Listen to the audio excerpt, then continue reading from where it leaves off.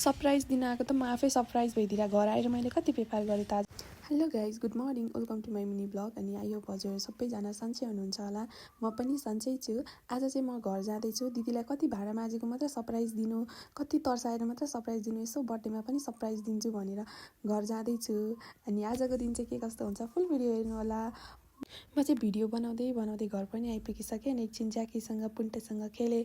अनि घर आइपुगेको त मम्मीले बरफ हालेर राखिदिइहाल्नु भएछ। अनि बरफ खाएँ एकछिन, अनि नुहाएर फ्रेस भएँ।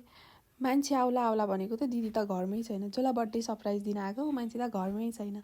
ऊ त नयाँ वर्षको दिन पिकनिक खान गएछ, आन्टीहरूसँग नाच्न गाउन रमाइलो गर्न गएछ। अनि ड्याडी र मम्मी मात्रै आउनुहुँदो रहेछ घरमा चाहिँ। अनि मम पनि जानुभयो, म चाहिँ गएन एकछिनपछि। अनि कति धेरै सेक्काको अर्डर आयो। अनि हामी चाहिँ ड्याडी र म चाहिँ कतै नगइकन सेक्का बनाएर बस्यौँ, घरमै कुखुरा काटेर व्यापार गरेर बस्यौँ।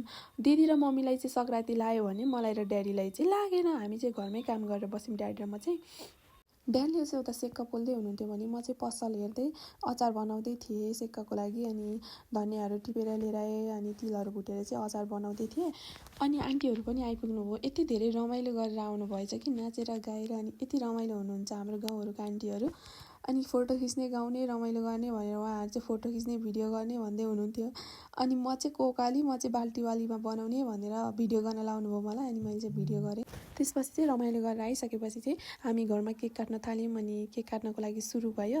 अनि केही डेकोरेसनै भएको थिएन हाम्रो चाहिँ, किनभने सबैजना बिजी थियौँ। पसलमा पनि बिजी थियौँ, पसलमा मान्छेहरू पनि आइरहनु भएको थियो। त्यही भएर डेकोरेसन केही गर्ने भएन। अनि हामीले चाहिँ यत्तिकै नै केक काटेर रमाइलो गऱ्यौँ, सिम्पल होइन। अनि thank you for watching guys. यति धेरै रमाइलो भयो। अनि हजुरको न्यू इयर चाहिँ कस्तो भयो, कता जानुभयो घुम्नलाई, कसरी रमाइलो गर्नुभयो। Thank you for watching guys. मेरो चाहिँ युट्युब च्यानलमा गएर पनि भिडियो हेरिदिनु होला। अनि लाइक, कमेन्ट, सेयर, सब्सक्राइब गरिदिनु होला। नेक्स्ट भिडियोमा भेटौँला। By by.